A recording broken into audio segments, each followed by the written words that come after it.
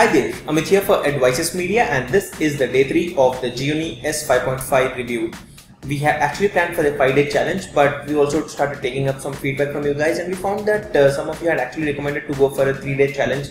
And based on that, we actually found that instead of sticking for a 5-day kind of form factor, we should be actually switching to 3-day or 4-day depending on the device and the kind of features it offers. If it's a flagship smartphone which comes with like dozens of features, we could probably take it long to around weekly based challenge, that's a 7-day challenge. If it's a small budget oriented smartphone with a limited number of features and a budget pricing, then we can probably cut short everything into 3-day challenge, because at least I think 3 days is something which is minimum which is required for reviewing a smartphone, and by that time we would actually understand how the smartphone is actually performing in a day-to-day basis, and at least if you use it for 3 days we can know if it's actually recommended to buy it or not. So we are planning to close this Gionee review by tomorrow. That's following which we have just pending up the battery review, and following with which we will be showing you the verdict wherein we would recommend you to actually buy this or not. So stay tuned for tomorrow. That's the final day of this 5-day or the 4-day challenge, and today we are going to talk about the camera. The device comes with a 13 megapixel camera with LED flash on the back, and on the front it comes with a 5 megapixel camera with the world's highest 95-degree wide angle lens, which means that you can take very good selfies. And let me just show you a capture of what we just captured using this selfie. And apart from that, the camera is actually pretty good. Now let me show you the camera interface first, and then show you what all comes within the camera. So first off, this is the camera UI. The moment you open up the application, you get these settings options wherein you don't get the normal Android based settings, but this is more like a very intuitive and very beautiful UI itself. Here you get an option to handle everything ranging from the ISO to the brightness to many other things, and you can also increase or decrease the brightness. You can select the quality or the size, like 13 megapixel or the 12 megapixel or whatever sensor you would like to capture the photo with. And apart from that, you can also select the options like auto scene modes. You can disable that, and there are some pre-configured settings also, like this captures are generally in auto mode. You can set it up into a sports mode if you would like to capture a sports event.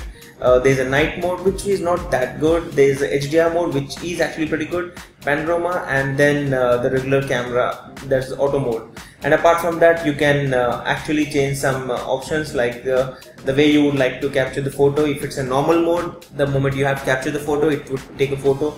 You also have an option of V sign, which means that the moment you press show a V before the lens, it will actually capture a photo. That's pretty good for selfies, and that also has some other options like a smile option. And apart from that, there is also an option of self timer, which once you set up like 25 seconds, 35 seconds or 105 seconds, it will actually capture the photo at that time frames. So overall, the camera settings are pretty good and pretty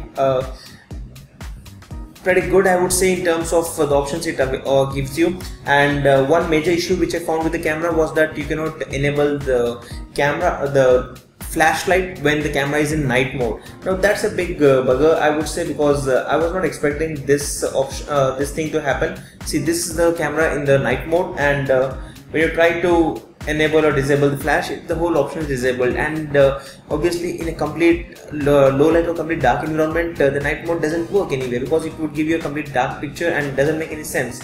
So you can say that if you're in a low light area, then probably the camera would try to optimize the photo, but without a flash, how do you think the night mode would actually work?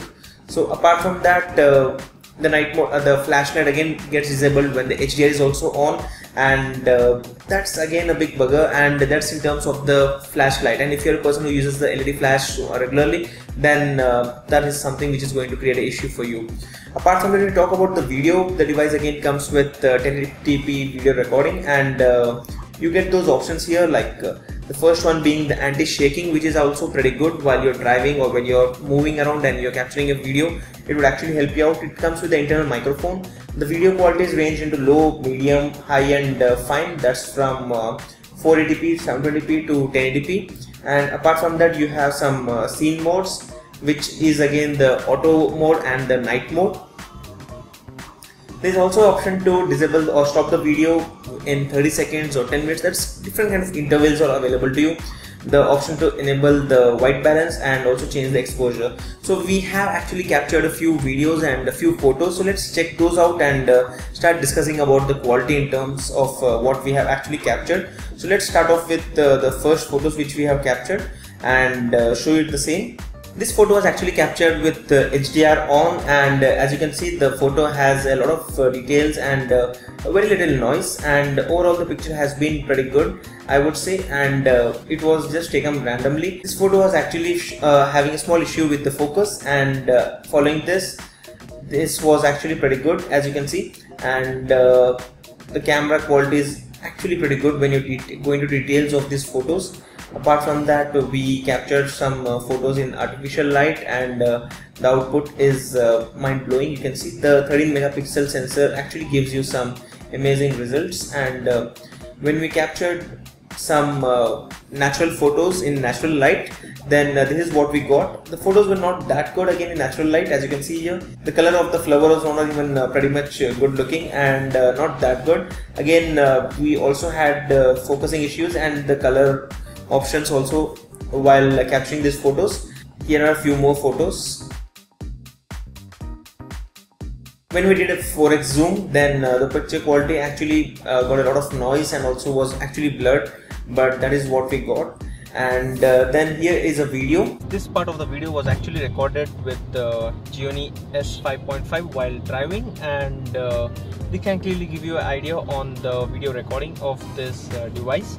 Actually, the audio is also being recorded from this camera itself, so you can get an audio demo on how the audio recording is while the video is being recorded with the internal microphone, and this can also give you an idea on the image stabilization, even though the company doesn't offer that, but this can still give you an idea. Now this is a capture of a bookshelf with the HDR on. You can see in detail that everything looks pretty crisp, and when the HDR was actually off, this is the picture, which also does look good because it actually focuses on everything. You can see the shelf also has got some decent lighting, but in HDR the only central area is kind of focused, and that is, again, this photo was captured in low light. As you can see, we got a black image in night mode, and these were few normal captures with the flashlight on, and that is the reason the pictures were actually pretty bad. Here are a few more captures which you can get an idea of, and a video which we captured again at our office studio with the artificial light on. This part of the video was actually recorded in artificial white inside my office, and as you can see, the focus actually works pretty good, and when you quickly switch into different things, the focus actually is pretty decent. Doesn't take much time, and you can also press on the object to actually focus into, and it actually works pretty good. So in terms of the video recording, the camera is actually pretty good, and this is being recorded at 1080p. The moment you touch onto some object, it actually focuses onto the same and defocuses on everything else, so that's pretty good. Touch to focus in this camera is good, and apart from that, the camera gives you pretty good quality. While testing out with different color options, it was pretty decent enough, not that bad, but it also had a bit of noise when we captured some pictures. So let's check out more pictures. So overall, when you talk about the picture quality on this camera, the display obviously is pretty good, and the picture quality is also pretty decent in artificial lighting. As you can see, this was in low light, and the picture has turned out to be pretty good, and this was just captured here itself and under this lighting environment, and actually comes out to be pretty good. The only issues was when we actually were recording or capturing photos in daylight, and they were not up to the mark. Again, you cannot expect that much from this 13 megapixel sensor, but when you compare it with the Galaxy S5, I think still the Galaxy S5 wins, even though it comes with a 16 megapixel sensor, but the HDR option on the S5 is actually mind-blowing when compared with the S5.5.